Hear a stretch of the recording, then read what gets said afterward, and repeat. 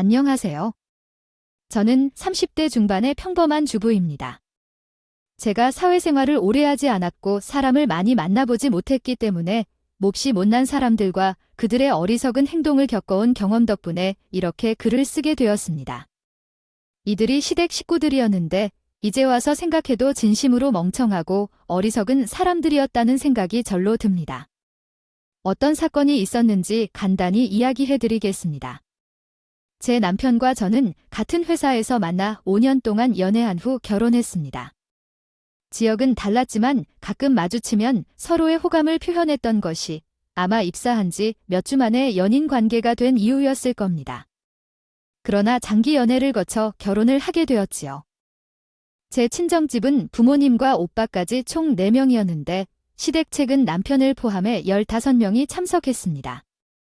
시부모님과 남편의 형님네들이 자리를 꽉 채웠는데 제가 봐도 시부모님은 아주 듬직하고 기분이 좋을 것 같더라고요.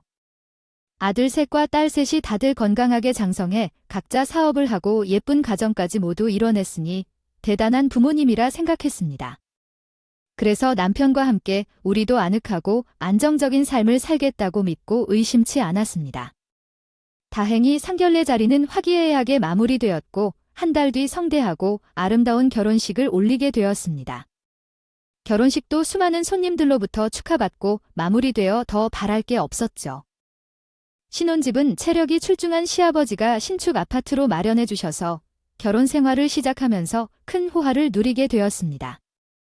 저는 혼수를 마련했지만 친정 형편을 생각해 조금 부족하게 마련했는데 모자란 것들은 남편이 마련해 주었습니다. 그러니 저는 남편에게 너무 미안하고 고마워서 두고두고 갚아주고 잘해야겠다고 다짐했습니다. 이렇게 출발부터 행복한 시간들로 가득한데 신혼생활 6개월 만에 고난한 일을 맞이하게 되었습니다. 치유하시던 시아버지가 계단에서 넘어져 사고를 당해 머리와 척추를 심하게 다치셨습니다. 큰 수술을 받게 되었습니다. 수술 뒤에 깨어나는 것은 했으나 말씀을 거의 하지 못했고 온몸이 마비되어 움직일 수 없었습니다. 저는 시아버지와 인연이 된 지 오래되진 않았지만 너무 많은 정을 받아서 가슴이 매우 아팠습니다. 남편도 하늘이 무너진 것처럼 크게 오해하며 시아버지 곁을 지켰습니다. 아버지, 빨리 일어나셔야 해요. 이 막둥이가 손주를 안아드릴 테니까요. 아버님, 막내 며느리가 세상에서 제일 예쁘다고 했답니다. 어서 일어나셔서 좀 예뻐해 주세요. 아버지는 억지로 대답하려 했지만 목소리를 내지 못했습니다. 의사 선생님은 저의 가족들을 불러 모아 마음의 준비를 하는 것이 좋겠다고 아버지의 임종을 예고했습니다. 어머니는 그 말을 듣자마자 혼절하시고 말았고 저와 남편은 흑역사를 터뜨린 듯 울음을 터뜨렸습니다. 그런데 6명의 아주버님들은 지나치게 이성적이었어요. 슬퍼하지 않고 담담하게 대화를 듣고 고개만 끄덕였습니다. 잠시 후 아버지의 몸을 닦아줄 수건을 사러 편의점에 다녀왔는데 휴게실에서 아주버님들이 나누는 대화를 우연히 듣게 되었어요. 경 아버지의 재산이 얼마 정도 되는지 알아? 라고 물으면 글쎄 한 60억 되지 않을까? 라고 대답했습니다. 회사 정리를 하면서 알았어. 60억을 7등분 해야 한다고 들었어. 아마 그래야겠지? 그런데 좀 찝찝해. 형제가 6명이면 10억씩 나눠 가질 수 있는데 말야. 아, 그래야 하네. 아버지는 10억씩 더 준비하고 떠나셨는데 뭔가 좀 이상하네. 형, 아버지가 최근에 막내에게 좋은 신혼집을 준비해 주셨으니 막내는 제외하는 게 어때? 게다가 막내가 제일 젊으니까 앞으로 돈을 더 벌 기회가 많을 테니까. 또 우리는 다 자식들이 있으니까 막내에게 양보하라고 해볼까? 오, 좋은 생각이네. 막내가 모르고 찾았으니까 내가 잘 설명해 줄게. 큰 형님, 내 말이 잘 들린 것 같으니 이번에도 알아들을 거야. 그러면 정확히 10억씩 6형제가 나눠 가지면 딱 맞겠지 믿을게. 그런데 아버지는 언제 가시려고 하는 거야? 사업이 너무 바쁘신데 잠깐 쉬어 가시는 게 어때요? 무리해서 버텨야 하나요? 거기에만 참아봐. 오늘 아저씨들 대접이 너무 충격이었습니다. 아버지의 재산에 대한 이야기를 한참 하신 뒤에 언제 죽으실 건가요? 빨리 가시라는데 말씀하신 것은 잘 이해가 안 돼서요. 그런 대화가 계속되었어요. 이 이야기를 남편에게 전하다가 괜히 분란을 일으킬 것 같아서 곧 잊으려고 노력했습니다. 위독한 시아버지는 일주일 동안 사경을 헤매는 듯한 모습으로 어려워하셨고 곧 숨을 거두셨습니다. 결국 아주버님들의 바람대로 빨리 떠나시는 것뿐입니다. 3일장을 치르는 내내 저와 남편은 슬픔에 젖어 정신을 제대로 차리지 못했는데 아주버님들은 각자의 조문객들을 챙기며 매우 이상적으로 행동하셨습니다. 상을 치르고 나서 부조금을 나누는 것에 급급했으며 시아버지의 유산 분배 이야기를 꺼냈습니다. 자, 다들 모여봐. 이제 아버지 유산을 나눠봐야지. 큰 아주버님의 말에 모두 원을 그려 앉았습니다. 전 남편도 마찬가지였고 아주버님들은 제 남편의 눈치를 보더니 큰 아주버님께 눈빛으로 신호를 보내더라고요. 그러자 큰 아주버님이 입을 열었습니다. 막내야, 우리 아버지가 남기고 간 재산이 10억가량 된단다. 그런데 우리 형제는 7이지. 나와 내 형들은 이 재산이 각자에게 10억씩 돌아가길 바래. 하지만 모자란 치박을 어디서 가져올 수 없는 노릇이니까 누구 하나가 포기하면 어떨까 싶다. 그래서 말인데, 막내야, 너는 얼마 전 결혼하면서 아버지에게 신혼집도 지원받았고 재수씨가 모자라게 준비한 혼수도 채워주셨잖아. 아버지 유산을 나눠받을 때 관절면에서 합당한 분배가 이루어져야 하는데 개인 희망을 위하여 형제 사이에 의견 차를 가질 수밖에 없는 경우가 있습니다. 나는 아버지 유산을 나 혼자 모두 가져가는 것은 말이 되지 않는다. 난 이미 신혼집을 받는 것 말고 아버지한테 집 도움을 받지 못한 사람이 어디 있어? 이거 형 아닌 것 같아. 우리 막내가 엄청 컸네. 큰형한테 대들 줄도 알고 말야. 그런데 이미 우리끼리 다 결정했어. 너는 아직 젊으니까 10억 이상 버릇할 수 있으니까 형에게 양보해야 해. 뭐 나만 뺀 형들끼리 아버지 유산 나누기로 했다고. 나도 아버지 자식이니 형들끼리 결정을 내리는 건 어딨어? 아, 그 자식 말 맞네. 이미 결정이 내렸다고 했잖아. 입 다물고 형들의 의견을 따르세요. 여기 있는 형수들과 조카들까지 다 함께 보고 있어요. 조용히 넘어가자고. 이해하시겠죠? 남편은 고개를 올려 주변을 둘러보았습니다. 제 손자 동생들과 조카들이 회의하는 장면을 구경하고 있는 걸 보고는 이내 마음의 결정을 내렸습니다. 그는 형들 마음대로 해. 내가 아무리 떠들어봤자 아무 소용 없을 거야 라며 나중에 중얼거리고 자리를 벅차고 나갔습니다. 그러자 아주버님들은 다들 빙그레 웃으며 좋아했고 손자 동생들도 10억씩의 재산을 받는다는 소식에 기쁨을 감추지 못했다더라고요. 저는 남편을 따라 나가서 위로의 말을 건넸습니다. 여보, 아주버님들이 너무하지만 당신이 차마 다들 작성하고 있는데 어떻게 이길 겁니까? 우리는 지금 돌아가신 아버님이 편안하게 하늘로 가시도록 해드려야 해요. 아직 장지가 남아있으니 그것만 생각하자. 자기야, 미안해. 내가 막내이고 물러터졌으니 이런 꼴을 보이네. 형들이 얼마나 나를 만만하고 모질게 봤으면 이런 식으로 뒤통수를 치는 건지. 당신은 분하고 화가 나지 않아? 저 인간들이 하는 짓이 가증스럽고 야비하잖아. 당연히 분하고 화나겠죠? 그런데 어쩌겠어. 지금 아주버님들 얼굴을 보니까. 당신이 유산을 받게 된다면 싸움이 벌어질 것 같은데 그런 모습을 아버지께 보여주어야 할 것이다. 그리고 자식들이 한심한 모습을 어머니께 보여드렸을 때 어떻게 마음을 받아들이시게 될지 생각해봐야 할 것이다. 우리 아버지께서 유산을 받지 않아도 살아가는 데는 문제가 없는 것 같아요. 단순히 잊어버리기로 결정하자. 비록 아쉽지만 그게 미래의 법정 싸움에까지 이르게 될지도 모르니 걱정돼. 걔하고 나는 감정적인 일은 피하자. 아버지가 저희 둘이 행복하게 지내는 걸 보시기를 원할 거예요. 당신은 정말 대단한 여자다. 거기 앉아있는 모든 사람들을 합쳐도 당신의 인생에 한순간도 못 미치겠어. 어떻게든 못난 모습을 보여드려서 미안해. 그리고 모든 것을 이해해줘서 고맙고 앞으로 당신을 정말 잘 다루겠다. 그래서 그 남자는 재산 분할에 대한 문제는 다시 대화의 주제로 올리지 않기로 했습니다. 싸움이 시작되면 불화도 같이 시작되는 것이기에 남편은 참기로 결론을 내렸습니다. 시아버지의 장례를 끝마치고 집으로 돌아와서 평범한 삶을 시작했습니다. 그리고 그의 여자친구는 같은 회사에 다니며 하루 종일 함께 지냈습니다. 남편은 모든 사람들이 좋아하는 회사의 직원이었고 또 다른 부지에서도 능력을 인정받는 사람이었습니다. 그래서 남편에게 큰 기회가 찾아왔습니다. 호주 지사의 주재를 맡게 되었거든요. 거기서 일하면 남편은 커리어에 큰 성과를 남기게 될 것입니다. 연봉도 2배 정도 더 받게 되는 절호의 기회였습니다. 또 주지원으로 다녀오게 되면 현재 회사에서 진급도 이루어지기 때문에 엄청난 소식이었죠. 자기야, 축하해. 호주 주지원으로 자기가 뽑힌다니 당신은 진짜 능력이 출중한 사람인가 봐. 너무 기쁘고 좋다. 고마워, 자기야. 그런데 난 가고 싶지 않아? 당신이랑 1년 동안 떨어져서 어떻게 지내? 딱 1년이잖아. 눈을 감고 1년만 버티고 들어와. 그럼 당신의 인생은 탄탄할 거야. 그렇지, 다녀와야겠지? 아, 알겠어. 당신이 없어서 힘들겠지만 잘하고 돌아올게.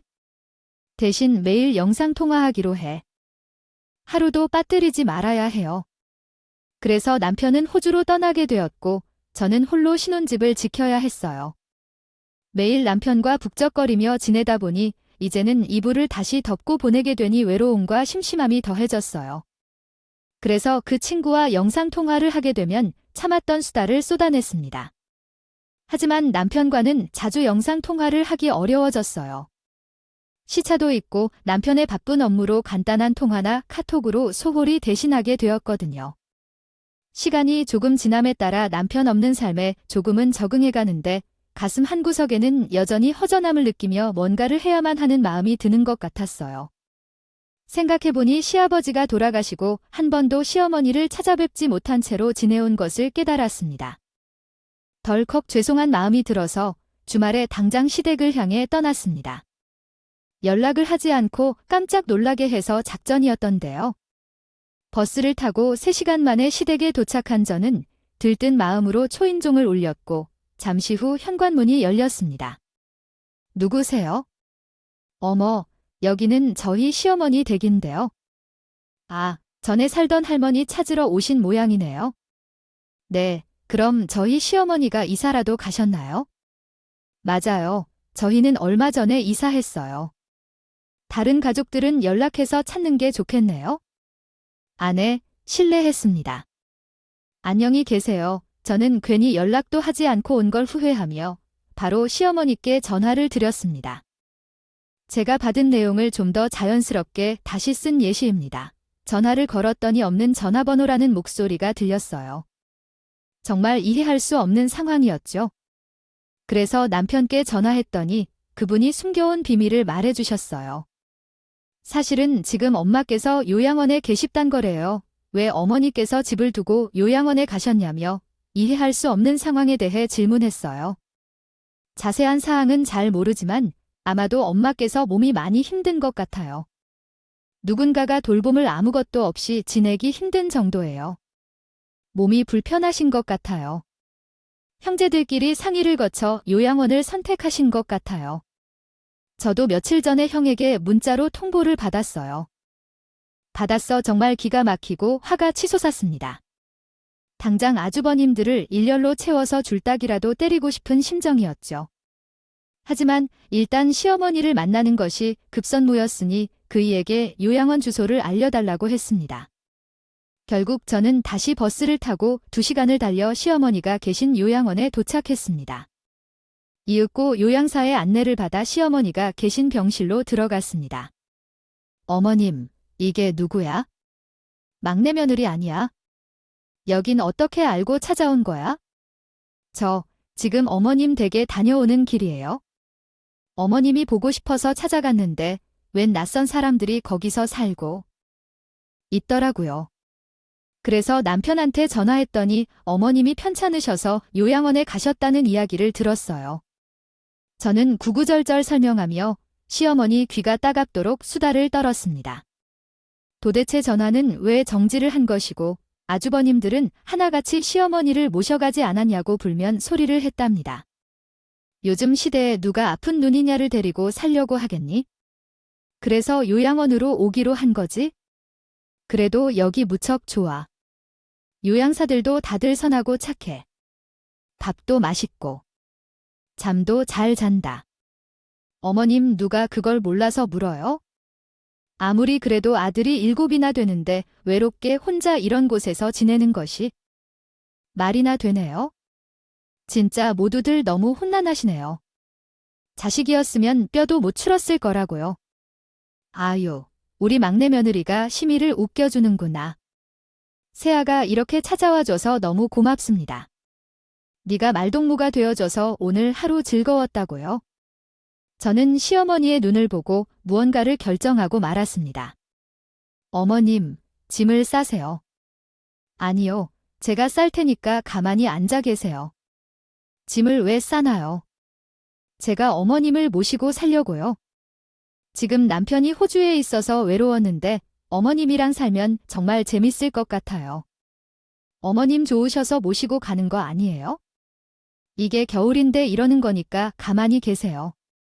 저는 막무가내로 시어머니의 짐가방을 챙겨들었고 옷을 갈아입혀주고 요양원에서 나왔습니다. 세아가 이러지 않아도 돼요? 늙은이를 동반하면 고생할 뿐이에요. 누가 고생해요? 아, 몰라요. 이미 짐을 싸고 나온 건데 다시 돌아가는 건 힘들다고 해요. 우리 집에 가서 발 뻗고 편하게 지내세요. 그리고 제가 옆에 있어 드릴 테니 아무 걱정하지 마세요. 너 회사는 어떻게 할 거예요? 난 간병인이 꼭 필요한데 말이에요. 회사야 그 못 가지. 휴직서를 내면 되죠. 아픈 부모님 모셔주는 것보다 더 중요한 게 어디 있겠어요? 돈이야 남편이 잘 보니까요. 걱정하지 마세요. 내가 나 때문에 괜한 수고를 하는 것 같아서 너무 미안하다. 정말 미안하다는 말씀 좀 그만하세요. 그냥 즐겁게 가자고요. 그래서 저는 제 어머니를 모셔서 집으로 돌아왔고 남편에게 이 사실을 알렸습니다. 그이는 너무 고맙고 미안하다며 시어머니를 잘 부탁한다고 말했습니다. 그리고 제가 회사를 휴직한다고 하니 얼마든지 휴직해도 좋다며 매달 넉넉하게 생활비를 보내주겠다며 돈 걱정은 하지 말라고 했습니다. 시어머니는 제가 내어드리는 안방에서 지내게 되셨는데 흐뭇한 미소가 떠나지 않으셨습니다. 그 표정을 보니 제가 100번 잘한 것 같더라고요. 그런데 시어머니는 거동이 불편하십니다. 않으신 것 같았습니다. 혼자 화장실도 잘 가시고 저와 산책도 매일 같이 하셨습니다. 어머님 아프신 거 맞아요? 우리 집에 오시고 나서는 아픈 모습을 한 번도 못 본 것 같아요. 그러게 말이야. 참 이상하네. 여기 오기 전까지는 걷는 것도 불편했는데 지금은 씻은 듯이 나은 것 같구나. 아무래도 새에게 내 얼굴을 매일 봐서 그런가 보다. 내가 딸처럼 살갑게 대해주고 내가 심심할 틈이 없도록 수다를 떨어지고 맛있는 것도 같이 만들고 하다 보니 병이 다 나았나 봐. 아무래도 내가 만병통치약인 것 같다. 정말요. 어찌되었든 어머님이 건강하게 지내시니까 너무 좋아요. 그럼 계속해서 우리 집에서 같이 살아요. 나중에 제가 손주를 낳아서 참대가 같이 사는 것도 재밌을 것 같지 않아요? 그렇게까지 오래 살려고 어머님. 요즘은 100세까지 무탈하게 산다는 시대예요. 이제 여드름이시면 아직 청춘이라고요. 아이고, 새에게 말을 듣고 나면 힘이 돌아온다. 그래, 내 나이 청춘이니 나중에 막내 아들이 돌아오면 빨리 손주를 낳을래. 우리 두 사람은 매일 재밌게 시간을 보냈어요. 사실 친정 엄마보다 시어머니가 저와 잘 맞아서 수다가 그칠 줄 몰랐습니다. 성격도 입맛도 비슷해서 너무 좋아요. 좋았습니다. 팔순의 시어머니는 가장 좋아하는 음식이 파스타였습니다. 그녀에게 자주 가던 파스타집이 있다며 저를 그 식당으로 데려가기까지 했습니다. 우와, 어머님, 여기 정말 좋네요. 창밖에 보이는 것도 많고 분위기와 파스타 맛도 최고예요. 그렇군요. 다행이에요. 여기는 우리 시아버지와 자주 온 단골집이에요. 그래서 그 집의 토마토 파스타를 그렇게 좋아했었죠. 아, 노인들이 파스타를 좋아한다고 비웃는 게 아니에요. 왜 비웃으면서 말씀하시죠? 두 분이 여기서 데이트를 하는 모습을 상상했더니 제가 모르게 웃게 되었어요. 아, 아버님 그리워요. 막내 며느리라고 참 예쁘다고 해주셨는데, 그렇지? 며느리 중에서 너를 제일 예쁘게 생각했어? 얼굴뿐만 아니라 성격도 활발하고 착해서 딸로 삼고 싶다는 말을 입버릇처럼 했다니까, 정말요. 말씀만 들어도 너무 기쁘네요. 어머님이 그 말씀 나온 김에 다음 주에 아버님 산소에 다녀올까요? 너는 참 어쩜 마음이 예쁘니 어떻게 생각하는 게 나보다 더 나은 거야? 에이, 너무 높이 치지 마세요. 제가 아버님이 보고 싶으니까 가자고 한 거예요. 어쨌든 고맙다. 사가야, 내가 비밀 하나 알려줄까? 저기 창밖에 큰 빌딩이 보이니 어제 보여요. 엄청 예쁘고 세련된 건물이네요. 그런데 왜요? 저 빌딩은 내 거예요. 나중에 너한테 주말에 어머님. 농담도 잘하시네요. 그럼 그 옆에 있는 빌딩은 제 거예요. 저도 어머님한테 드릴게요. 얘가 내 말을 안 믿네? 진짜 내 거라니까. 알았어요. 알았으니까 얼른 드세요. 진짜인데 나중에 진짜 너한테 물려줄 거니까 그런 줄 알아라. 저는 시어머니 농담에 더 농담같이 대답했습니다. 고맙게 받겠습니다. 시간이 흘러가고 저와 시어머니의 동거는 어느새 10달이 지났습니다. 누가 저희 두 사람을 보면 고부 사이가 아니라 모녀 사이로 보았답니다. 시장에 가도 목욕탕에 가도 모녀가 참 다정하다는 소리를 귀에 못이 박히도록 들었습니다. 그런 즐거운 시간이 연속이었는데 어느 날 우리 집에 달갑지 않은 손님들이 찾아왔습니다. 아주버님들과 손익 형님들이 단체로 쳐들어왔습니다. 아주버님들, 형님들까지 다들 여기 무슨 일로 오신 거예요? 그러자 큰 아주버님은 화를 내며 대답했습니다. 아니 재수씨, 마음대로 어머니를 모시면 어떡합니까? 요양원에 계란 발걸음을 하고 왔잖아요. 아, 그러셨어요. 제 남편이 분명 전해주겠다고 했는데. 다들 어머님을 보러 오신 거구나. 일단 앉으세요. 사람이 12명이나 되어서 앉을 자리가 될지 모르겠네요. 저는 주방으로 돌아가 커피 12잔을 내기 시작했습니다. 그동안 거실에서는 시어머니를 중심으로 둘러앉아 대화가 시끄럽게 시작되더라고요. 아니요, 엄마 어떻게 그렇게 할 수가 있어요? 우리가 몰래 숨겨둔 재산이 있었다는 게 말이 돼요? 엄마가 살던 집에서 엄마 빌딩에 관한 우편물이 날라왔는데 둘째가 확인했으니 다행이지 그렇지 않았으면 아무도 몰랐을 거라고 해요.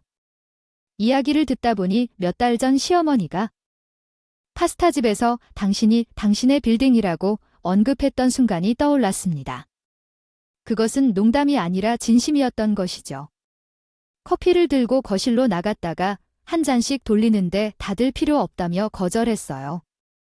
시어머니의 숨겨진 재산에 빠져 다들 정신이 없었던 것이었습니다. 엄마는 지금 80세이지만 그 큰 재산을 보유하고 있어 뭐 하나요? 제 바로 도와줘요. 저희는 처자식 먹이느라 고생하는데 엄마가 조금이라도 도와주면 얼마나 좋을까요? 7등분해서 정확히 나눠 갖기로 했으니 서류를 준비해 주세요. 난 그럴 생각이 없어요. 그 빌딩은 너와 관련 없는 나의 재산이에요. 내 친정 부모님의 재산을 바탕으로 세웠기에요.